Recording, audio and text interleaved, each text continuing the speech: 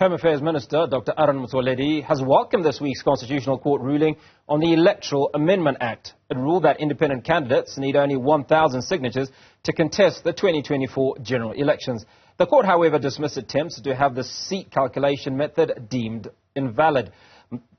Dr. Motsoaledi joins us now for more on this conversation. Dr. Motsoaledi, you've accepted, in fact, you're pleased with these developments, this ruling. Just unpack for us why. Good evening, Hugo. Good evening to the listeners and viewers. No, we are happy because we've been insisting that what we're doing is constitutional. Remember, right from the time when this bill was debated, there were lots and lots of people who came to the media and argued that what we are doing is unconstitutional, especially the manner in which we are accommodating independent candidates. They were saying the method is unconstitutional. We don't want them to come in, etc. And we have been explaining, and Hugo, most of the time when people were saying this, one realized that they did not even read the bill. They were just talking because they had somebody talking. I got more shocked and actually very disappointed when I went to court on the day of the hearing, the first day, and had even lawyers who I believe must know better still regurgitating the same wrong information. And I got surprised. What are these people challenging? Now the court has made it very clear that what we did is not unconstitutional. The part where the court declared invalid is the issue of signatures. But you'll also realize that on this issue of signatures, there was no general agreement. In Parliament itself, we started by saying the signatures must be 50% of the number of votes that were needed to win a seat in the 2029 elections. Then there was a debate. The 50% was moved to 30. Then there was another debate. It was moved to 20.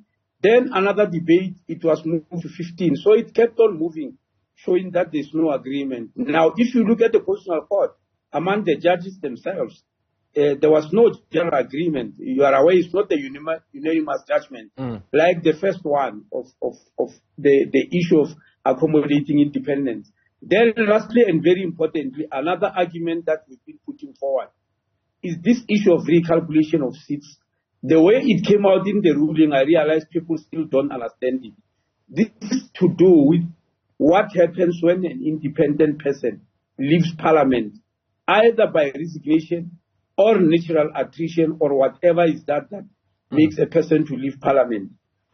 What do you do? Because from 1994, if it's a member of a political party, we just go to the list and check who is next. Because before every election, political parties must submit to the IEC 150% of the members needed in Parliament. They don't present 100%. They present 150 so that if somebody leaves, then they can be replaced. Now the question is, what do you do when they are independent? There are those who are arguing that no, the votes must be given to another independent, which we believe is very undemocratic because people voted for that particular one, not for the others. Others were saying they need to be a by-election.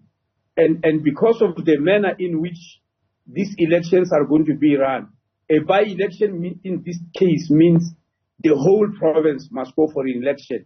So we'll be in an election mode perpetually, financially and in terms of time. We won't be able to make it. What type of country is on an election every single day? Because you are aware that by-elections are held in wards almost every week. But a ward is a very small area that affects very few people at a time. Now a whole province. So they were insisting. Now you are aware that the court also kicked this out, which means our method of recalculating stands. And I've had people distorting it, and I suspect this is either deliberate or because they don't read these things. What we propose is if a member of Parliament, an independent leaves Parliament, then the votes which brought them to Parliament are subtracted to the total votes which brought everybody to Parliament, independents and political party. You subtract their votes, what is left is reallocated. So those votes are never used. I had people claiming that those votes will be redistributed to political parties, and that's a lie. And I've got cause to believe that these lies were being spread just to get sympathy. Now, Minister, let's talk about the 15% that has now been set aside. It obviously may reduce the number of individuals that you would have on any ballot. In fact, it almost sanitized that process. Now, when you look at 1,000 signatures that are required, just how big a ballot are you likely to get? Do you not expect to have an influx of individuals coming in for these elections, and how do you intend to deal with that? Well, that indeed was the worry of Parliament, especially the IEC, but the judges thought otherwise. They believe we wanted to restrict the participation of individuals. That was not the aim. Parliament, when it brought this issue, was what will happen if we get everybody just to wake up and say, I want to be independent? Because forming a political party is not an easy job. You don't just wake up and form a political party. From 1996, before you form a political party, when you want to register it, you must bring 1,000 signatures for registration. You bring 1,000 signatures and also some money. Then you register a political party. Many people construe that as getting 1,000 signatures in order to appear on the ballot. That's not true. Even after the judgment, I heard them saying so. It is not true. It is just to register a political party.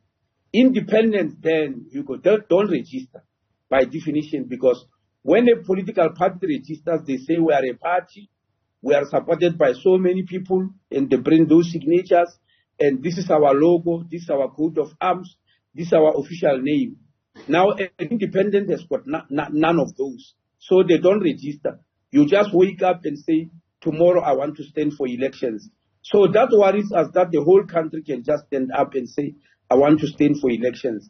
We then said there must be signatures. And by the way, independents in wards are also producing signatures, by the way.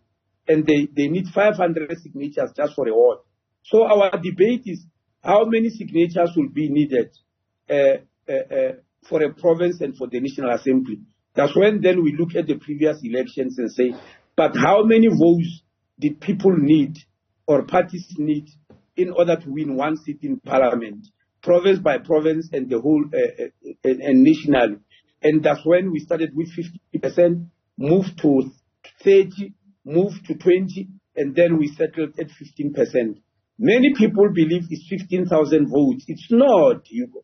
It's not. For instance, in the Northern Cape, to contest the provincial government, a seat in the provincial government, that 15% amounts to 4,980 votes, which you must get in the whole province. If you consider that an independent gets 500 votes, so this one, 15% is much less. But as I'm saying, the judges thought otherwise, and we accept their ruling. But I'm just giving you the reasoning behind what we have done. But as it is, the court did not agree with us. Now, the one thing that obviously has been stipulated is the reading in of the new signature requirement by the court. What steps will be taken to ensure a smooth and timely implementation of this requirement? 2024 is not too far off. If you just come again, I missed that. I said that there's an implementation timeline that has been stipulated by the court. A reading in, I think, is what has been called, of the new signature requirement. What are the steps and the processes that will be taken to implement this process? No, remember, government was given 24 months to change. Remember, the court doesn't want to impose, in terms of separation of powers. If they reject 15%, they must send it back to Parliament. They send it back and give Parliament 24 months to try and correct the defect. But now they were confronted by elections. Elections are in less than 6 months or so. There's no 24 months, so what do they do?